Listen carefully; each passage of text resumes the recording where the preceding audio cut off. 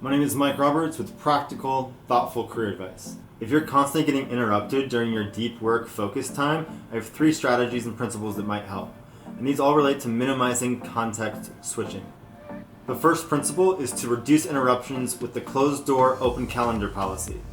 The open door policy has outlived actually having doors as open offices have become the status quo. The sentiment is flawless. You should always feel like you can go talk to your colleagues or your manager about anything. The execution could be improved though.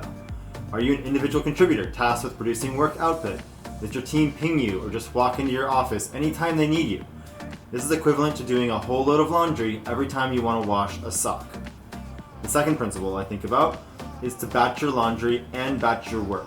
You batch your laundry and save up all of your laundry throughout the week and do it all at once. You should also batch your questions, your coaching, your touch bases with your team as well. There's a switching cost every time you switch between activities. It takes 15 minutes to get back to what you were doing before. So encourage your team to schedule time on your calendar when they want to talk to you about something. And if possible, even have them add a little agenda so that everyone can mentally prepare for the chat. If it's important culturally for people to walk up to your desk or ping you, maybe you can limit it to just the afternoon where they stop by. Obviously, be flexible and nice and accommodating, but aim for the interruption to be the exception, not the rule. Help them when they need it, but also remind them that you prefer that they set up time in your calendar if it's not urgent. And over time, the culture will be shaped and shifted. Sometimes it's necessary to take 1 step backwards and 2 steps forward to make progress. The third principle I think about is for people managers specifically. And it's because your job is literally to take away barriers keeping the team from producing the best output that they can. You can't do that if you don't know what the barriers are.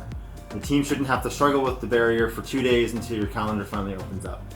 So that said, people managers can still have a system that helps prioritize communication. Specifics will vary by personal preferences and team culture, but generally the FYI heads up could wait. But if the project is on fire, the team should be able to ping, call, walk up to your desk, interrupt the meeting, send a carrier pigeon to get the manager's help immediately. This system will set you up and your team up for much greater productivity through deep work.